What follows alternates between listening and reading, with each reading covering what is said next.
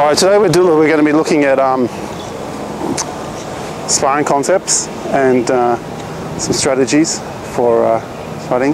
I guess the biggest thing for Wing Chun guys is when they're fighting other systems, they have a lot of trouble dealing with the type of the range and the type of striking they're receiving because they're not used to it. They're used to just linear punches and very rarely explore outside their own styles. So we're going to look at delivering some Western side striking first of all, and then we're going to look at we're going to do a bit of that, and then we're going to look at countering it with Wing Chun. Okay. First punch we're going to look at is just the basic jab. Basic jab is a good punch to keep someone at bay. You can be offensive with it and defensive with it. There's two ways you can do a jab. There's the traditional way where they're hitting with a horizontal fist and they bring up the shoulder so the covers the chin. Okay, and then there's the vertical jab. Same thing. We're going to grab a partner each, and we're just going to have someone just have their hand up like so. You're just going to move back 3 steps, move back with a punch, just not trying to put a lot of power out. Again, when you're striking on the street, we don't want to strike with a lot of power. We're not looking for the big knockout, the big KO. We're looking for 50% power. Because when you've got 50% power and you miss, then you can counter quickly and you regain balance. Okay, and you're not unlikely to injure your hand as you would if you put 100% into the punch. You hit the head, you might hurt them, but you're going to really hurt yourself. Okay, so we'll go back 3. He'll go back 3, and then he'll come forward 3, and you'll do the same thing. You know, you just put your hand up, back 3. Yep. Okay, and we'll just do that for a little bit, and then we're going to mix that up, and we're going to change a little bit. Okay, so grab your partner. All right, so guys, try also some with the vertical fist. So when you're doing it, you're just bringing your hand straight up.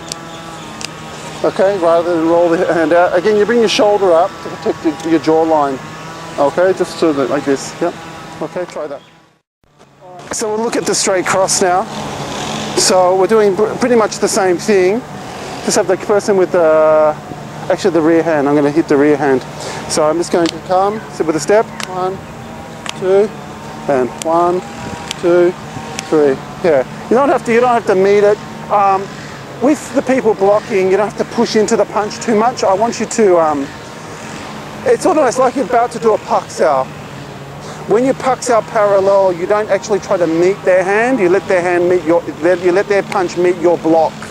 Unless you're in cross pucking. When you're cross pucking, then you're attacking with the pak sao. But the parallel pak saos, I don't do anything other than let it come to me. Because the big danger of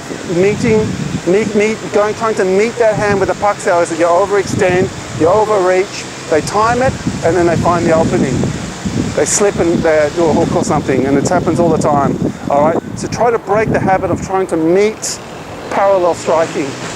All right, okay. So again, we're just going to step again. You bring your shoulder up. All right. Again, the reason we're doing this is to sort of understand how these punches work. Again, then we learn to counter. All right. So 1, 2, 3. Okay. You're coming forward with the hip a little bit. Okay. All right. Grab your partner. Good. You want to still employ the strategy that you're accustomed to. So if he's doing the cross, he wants to be edging off around to the side. Yeah. And as he's going back, he wants to go off to the side as well. If we're cross, if he goes back, no cross, yeah, you're going back, go back, going off to the side. If I move back, he still maintains a better position away from this cross on this side, my cross. All right, so try to employ some of that tactics when you're actually stepping. You want to be offensive, maneuvering to the blind side when you're chasing them. Defensive, slight maneuvering to the blind side when you're retreating. Okay, just to take away his options. All right, you guys. Often when this is sort of one of the most dangerous weapons is the cross. Okay, people, when you hear them in the competitions and the boxing and stuff, people often say if he gets his right hand off, the guy's going to be knocked out or it's going to be in big trouble or whatever it is. So what I was doing with Daniel was getting him to step, you know, defensively and offensively.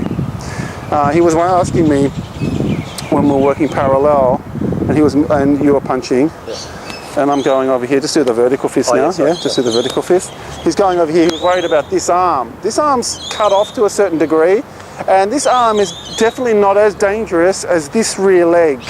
All right. If he starts veering off into that rear leg, this is the bazooka. All right. This is the most dangerous weapon. You have to worry about the rear leg. All right. Not just as a groin kick, but if he throws that and you get in the liver or the kidneys or the ribs, you know, you're in big trouble. All right. So, but again, the groin is the most sensitive target. So we say, okay, if you move in there, he doesn't have to kick very hard. He kicks your groin, your fight is over. Your fight is finished and you're in trouble now. So we're not looking at it as a composite to competition fighting or ring fighting. We're looking at it as street self-defense. All right, we do not want to move towards that rear leg, because as soon as he moves to that side, he can use all his weapons, but as soon as he goes to this side, he limits my ability to get around with that rear leg. He cuts off this to a certain degree because it's jammed up. And if I want to, and if he's engaging me, he keeps moving there, I have to turn, and then I give him my openings. I have to address him. You understand? All right. So try to employ this into your striking. All right. What we're going to do now is we're going to start working the leading hook. Now there's different levels of the hook. All right. So we're going to be cross blocking with this one. All right. No. Well, you can stay parallel. It doesn't matter if you're parallel or cross leg. All right, it's still a cross block. The first ones we were doing with the jab were parallel. So when he was punching, I was blocking same hand side. If he punched with this side, I block the other side, the other hand. Now we're going to start with the outside hook. So it's out here. Now there's a couple of different ways you're hitting with this. When you're throwing with this, you're hitting with this part of your hand here. Okay. Now there's two types. You've got to go one that you're just coming forward. This is better to knock a person off balance a little bit. The other one creates more power when you step back with your heel. You're generating more power. Now, it's quite far away, so your hand is quite far away. All right? So grab your partner, you go 3 forward, 1, 2, 3, bring your hand back, and 4, and you can work in your heel out as well. You're moving your heel out every now and then. All right, so swap around, grabbing your partner. Yep. We went to the rear hand. We're going to do the leading hand again, but this time it's much closer, much closer. So you'll be here. It's you're going to be tight. So you'll have to step here to the outside of the inside the leg, and you'll go back, and you'll go here, bring it back, and then he comes forward, step out. It's like a T-step, All right. So I'm going to step so close that my knee's almost touching his. All right. And this one is not like this, because this one's much further out. This one is like a vertical fist. Get all this parallel with your shoulder and your chin underneath your shoulder. All right. So I'm going 1, 2, 3, and then I go back 1, 2, 3. All right.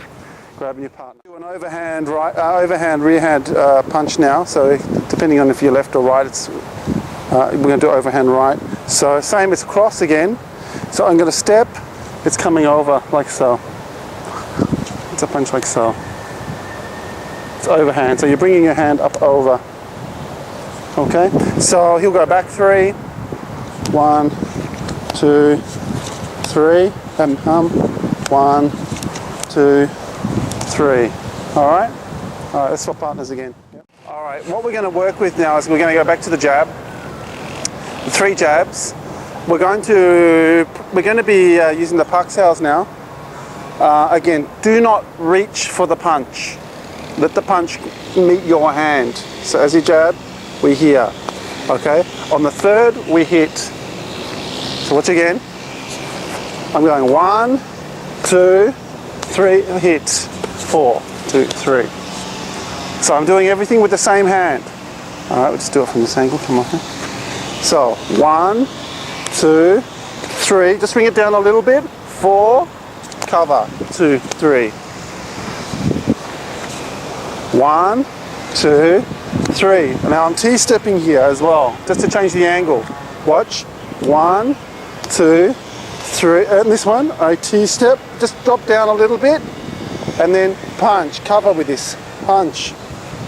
Then cover, 1, 2, 3. Control the elbow. All right, one more time. 1, 2, 3. Punch, cover. All right, grabbing your partner, guys. So we're gonna try what we were just talking about, even though it's a little harder to get away with. 1, 2, 3. Step out. You get right out and turn your hip. Try the other side. All right, 1, 2. Step out. All right, and then follow up the same way as we normally do. All right, so grab with your partner. Grab with your partner. Because what we're going to do now is work the jab from cross. So again, when the jab's coming in, here or here, yeah, come here, because we change. We're changing our guard. It's either going to be cross arm or parallel arm. Just come slide onto the camera. So 1 or 2. 1 or 2. No different. Okay. Now this can apply to here or here. Same thing. You understand? So we're gonna go from cross anyway. From here, if you punch, you come in with the paksa as he draws back. Just change size. So here, come in as he draws back. Okay. If you get to here as he draws back, you can come with the paksa off the same hand, or you can come underneath. Again, we're talking about maybe on the second or third.